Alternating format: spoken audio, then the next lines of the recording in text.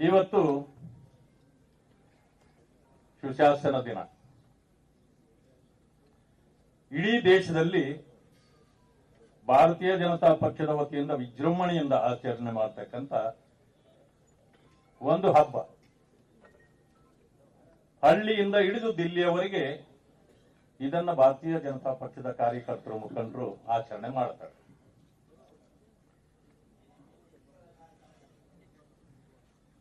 ಸುಶಾಸನ ದಿನ ಅಂತಂದ್ರೆ ನಾವು ತಿಳ್ಕೊಳ್ಬೇಕು,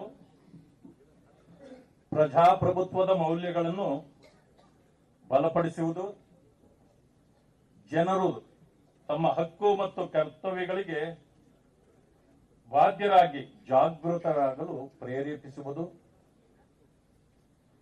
ಯಾರಿಗೂ ನೋವುಂಟಾಗದೆ ಎಲ್ಲರಿಗೂ ಕೂಡ ಸರ್ಕಾರದ ಸವಲತ್ತುಗಳನ್ನ ತಲುಪಿಸುವುದು,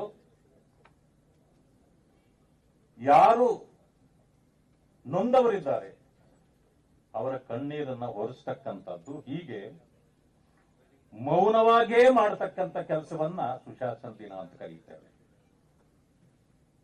ಆರ್ಭಟ ಮಾಡತಕ್ಕಂಥವರು ಬಹಳ,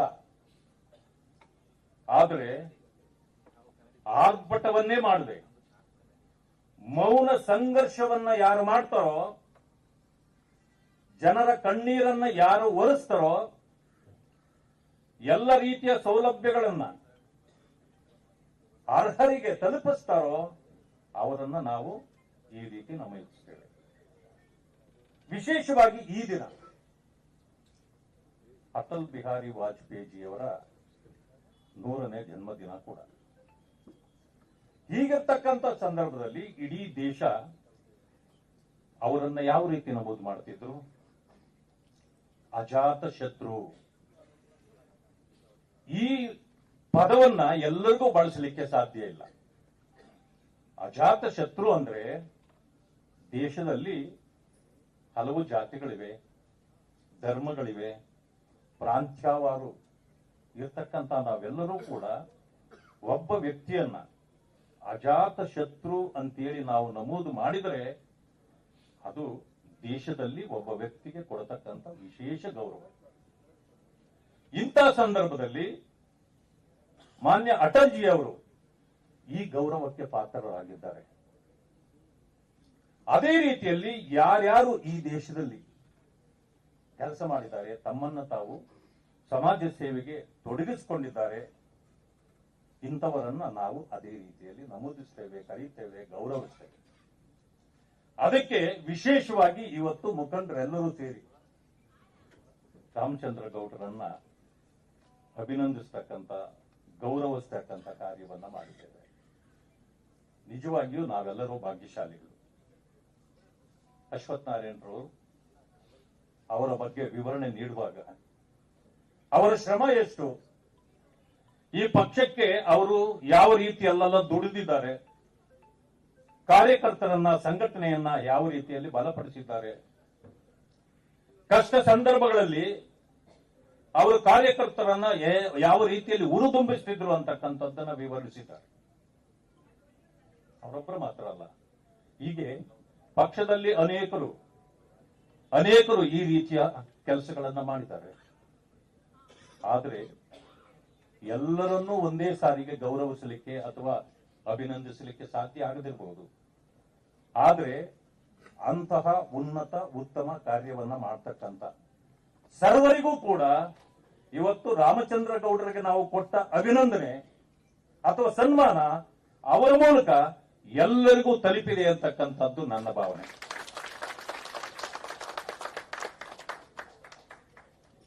ಪ್ರಸ್ತುತ ಸಂದರ್ಭದಲ್ಲಿ ಇಂಥ ಮುತ್ಸದ್ದಿಗಳ ಕೆಲಸ ಬಹಳ ಇದೆ.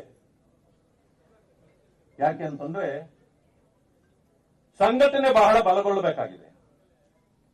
ಇವತ್ತಿನ ದಿವಸ ನಾವು ನೋಡ್ತಾ ಇದ್ದೇವೆ, ಸುಶಾಸನ ಅಂತಂದ್ರೆ ಸಮಯ ಆಗಿದೆ, ಬಹಳ ಉತ್ತಮವಾದ ಕಾರ್ಯವನ್ನು ಮಾಡತಕ್ಕಂಥದ್ದು. ಆದ್ರೆ ಕರ್ನಾಟಕದಲ್ಲಿ ನಾವು ನೋಡ್ತಾ ಇದ್ದೇವೆ, ಸುಶಾಸನ ಇಲ್ಲ, ದುಶಾಸನ ಆಗಿದೆ. ಈ ದುಶಾಸನ ನಮಗೆ ಬೇಕಾ? ಹೇಳೋದು ಒಂದು, ಮಾಡೋದು ಮತ್ತೊಂದು, ನುಡಿದಂತೆ ನಡೆದಿದ್ದೀವಿ ಅಂತ ಹೇಳೋದು ಮತ್ತೊಂದು. ಇದು ಸುಶಾಸನ ಅಲ್ಲ, ಇದು ದುಶ್ಯಾಸನ. ಜನರು ಕುಪಿತರಾಗಿದ್ದಾರೆ. ಇವತ್ತು ನೋಡ್ತಾ ಇದ್ದೇವೆ ನಾವು, ಯಾರನ್ನ ಇಡೀ ಜೀವನ ವಿರೋಧ ಮಾಡಿಕೊಂಡು ಬಂದಿದ್ರೋ ಕಾಂಗ್ರೆಸ್, ಅವರ ಮುಖವಾಡವನ್ನ ಅಮಿತ್ ಶಾಜಿ ಅವರು ಸದನದಲ್ಲಿ ಮುಖವಾಡವನ್ನ ಕಳಚಿದ್ದಾರೆ. ಕಳಚಿದ ತಕ್ಷಣ ಅಪಮಾನ ಆಗಿದೆ ಕಾಂಗ್ರೆಸ್ಗೆ.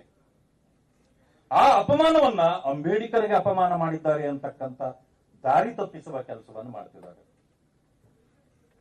ಇಡೀ ರಾಜ್ಯದಲ್ಲಿರ್ತಕ್ಕಂಥ ಮುಖಂಡರುಗಳು ಪ್ರತಿಯೊಬ್ಬರು ಹಳ್ಳಿಯಿಂದ ಇಲ್ಲಿಯವರೆಗೆ ಕಾಂಗ್ರೆಸ್ನ ಮುಖವಾಡವನ್ನು ಕಳಚುವ ಕೆಲಸವನ್ನು ಮಾಡಬೇಕು. ಅಂಬೇಡ್ಕರ್ ಅವರ ಜೀವನದಲ್ಲಿ ಎಂದೂ ಕೂಡ ಅವರ ಬಗ್ಗೆ ಪ್ರೀತಿ ಇರಲಿಲ್ಲ, ಕಾಂಗ್ರೆಸ್ಗೆ ವಿಶ್ವಾಸವಿರಲಿಲ್ಲ. ಅವರನ್ನ ಪ್ರತಿ ಹೆಜ್ಜೆಯಲ್ಲೂ ನಿಂದಿಸಿದ್ದಾರೆ. ಆದರೆ ಇವತ್ತು ಕಾಂಗ್ರೆಸ್ಗೆ ಅಪಮಾನ ಆದರೆ ಅದು ಅಂಬೇಡ್ಕರ್ ಅಪಮಾನ ಆಗಿದೆ ಅಂತ ಇದು ಸತ್ಯ ಆಗತ್ತಾ? ಆದರೆ ನಾವು ತಿಳ್ಕೊಳ್ಬೇಕು. ನನಗೆ ಬಹಳ ಖುಷಿ ಇದೆ ಒಬ್ಬ ದಲಿತ ಮುಖಂಡನಾಗಿ. ಅದೇನಂತಂದ್ರೆ, ಮಾನ್ಯ ಅಮಿತ್ ಶಾಜಿ ಅವರು ಕಾಂಗ್ರೆಸ್ನ ಮುಖವಾಡವನ್ನು ಕಳಚಿಡುವ ರೀತಿಯಲ್ಲಿ ಅಂಬೇಡ್ಕರ್ಗೆ ಕಾಂಗ್ರೆಸ್ ಮಾಡಿದ ಅಪಮಾನಗಳನ್ನು ಹೇಳ್ತಾ ಬರ್ತಿದ್ರೆ ಕಾಂಗ್ರೆಸ್ನವರು ಮುಖ ಮುಚ್ಚಿ ಕುಳಿತಿದ್ರು. ಆದರೆ ತಿರುಚಿ ಇವತ್ತು ಕಾಂಗ್ರೆಸ್ ಪರವಾದ ಕೆಲವು ಸಂಘಟನೆಗಳು ಮತ್ತೆ ಆ ವಿಚಾರವನ್ನು ಅರ್ಥೈಸಿಕೊಳ್ಳಲಾಗದ ಕೆಲವು ಸಂಘಟನೆಗಳು ಬೀದಿಗಿಳಿಸಿವೆ. ಆದರೆ ನಾನು ಹೇಳ್ತೇನೆ, ನಾನು ವಿಶೇಷವಾಗಿ ತಮ್ಮ ಮುಂದೆ ಮಾನ್ಯ ಅಮಿತ್ ಶಾಜಿ ಅವರನ್ನು ನಾನು ಗೌರವಿಸ್ತೇನೆ, ಅವರನ್ನು ಅಭಿನಂದಿಸ್ತೇನೆ. ಯಾಕೆ ಅಂತ ಕೇಳಬಹುದು ತಾವು. ಕೇವಲ ಕೆಲವರೇ ದಲಿತ ಸಂಘಟನೆಗಳಿರ್ಬೋದು, ದಲಿತ ಪರವಾದ ಜನರಿರ್ಬೋದು, ಅವರು ಮಾತ್ರ ಇಡೀ ಭಾರತ ದೇಶದಲ್ಲಿ ಅಂಬೇಡ್ಕರ್ ಜಿ ಅವರ ಬಗ್ಗೆ ಜಿಂದಾಬಾದ್ ಆಗ್ತಕ್ಕಂಥದ್ದು, ಅವರನ್ನು ಗುಣಗಾನ ಮಾಡ್ತಕ್ಕಂಥದ್ದನ್ನು ಮಾತ್ರ ನೋಡಿದ್ದೆ. ಇವತ್ತಿನ ದಿವಸ ಅಮಿತ್ ಶಾ ಅವರು ಈ ಮಾತನ್ನ ಆಡಿದ ಮೇಲೆ ಇಡೀ ಭಾರತ ದೇಶದಲ್ಲಿರ್ತಕ್ಕಂಥ ಅಂಬೇಡ್ಕರ್ ವಿರೋಧಿ ಕಾಂಗ್ರೆಸ್ನವರು ಮತ್ತೆ ಯಾವುದೇ ಪಕ್ಷ ತಗೊಳ್ಳಿ ನೀವು, ಸಣ್ಣ ಸಣ್ಣ ಪಕ್ಷದಿಂದ ಹಿಡಿದು ನಮ್ಮ ಪಕ್ಷವೂ ಸೇರಿದಂತೆ, ಭಾರತೀಯ ಜನತಾ ಪಕ್ಷ ಇರಬಹುದು, ಜನತಾದಳ ಇರಬಹುದು, ಡಿಎಂಕೆ ಇರಬಹುದು, ಅಥವಾ ತೆಲುಗು ದೇಶಂ ಇರಬಹುದು, ನೀವು ಯಾವುದೇ ಪಕ್ಷವನ್ನು ತೆಗೆದುಕೊಳ್ಳಿ, ಎಲ್ಲರೂ ಕೂಡ ಅಂಬೇಡ್ಕರ್ ಫೋಟೋವನ್ನ ತಲೆ ಮೇಲೆ ಇಟ್ಕೊಂಡು ಜಿಂದಾಬಾದ್ ಅಂತಕ್ಕಂಥ ಕೆಲಸವನ್ನ ಮಾಡಿದ್ರೆ ಅದಕ್ಕೆ ಅದಕ್ಕೆ ನಾವು ಕಾರಣ ಅಲ್ಲ, ಅಮಿತ್ ಶಾ ಜಿ ಅವರು ಕಾರಣರಾಗಿದ್ದಾರೆ. ಇವತ್ತೊಂದು ಎಲ್ಲರ ಬಾಯಲ್ಲಿ ಅಂಬೇಡ್ಕರ್ ಅವರ ಹೆಸರನ್ನ ಹೇಳಿಸ್ತಕ್ಕಂಥ ಕೆಲಸವನ್ನ ಇವತ್ತು ಅವರು ಮಾಡಿದ್ದಕ್ಕೆ ನಾನು ಅವರಿಗೆ ಕೃತಜ್ಞತೆಗಳನ್ನು ಸಲ್ಲಿಸ್ತೇನೆ. ಅವರು ಯಾವುದೇ ಸಂದರ್ಭದಲ್ಲೂ ಕೂಡ ಅಂಬೇಡ್ಕರ್ ಜಿ ಅಂತ ಹೇಳಿದ್ದಾರೆ ಹೊರತು ಅಂಬೇಡ್ಕರನ್ನ ಏಕವಚನದಲ್ಲಿ ಅವರು ನಮೂದಿಸಿಲ್ಲ. ಜೊತೆಗೆ ಅಂಬೇಡ್ಕರ್ ಅವರ ಹೆಸರನ್ನ ಕಾಂಗ್ರೆಸ್ನವರು ಹೇಳೋದ್ರ ಮೂಲಕ ಅಂಬೇಡ್ಕರ್ ಅಂತ ಹೇಳಿ ನೀವು ಈಗ ಅವರನ್ನ ಫ್ಯಾಷನ್ ಮಾಡ್ಕೊಂಡಿದ್ದೀರಿ. ಅವರ ಜೀವಿತಾವಧಿಯಲ್ಲಿ ನೀವು ಅವರಿಗೆ ಮಾಡಿರ್ತಕ್ಕಂಥ ಅನ್ಯಾಯಕ್ಕೆ, ಮೋಸಕ್ಕೆ, ವಂಚನೆಗೆ ನೀವು ದೇವರನ್ನ ಪ್ರಾರ್ಥನೆ ಮಾಡಿದ್ದರೆ ನಿಮಗೆ ಅಲ್ಲಿ ಸ್ವರ್ಗ ಸಿಕ್ತಿತ್ತು. ಯಾಕಂದ್ರೆ ನೀವು ಅವರಿಗೆ ಅಷ್ಟನ್ಯಾಯ ಮಾಡಿದ್ದೀರಿ ಅನ್ನೋ ಮಾತನ್ನು ಹೇಳಿದ್ದಾರೆ. ಅದಕ್ಕೆ ಇಷ್ಟನ್ನು ಹೇಳಿ ನನಗೆ ಸಮಯ ಇಲ್ಲದಿದ್ದು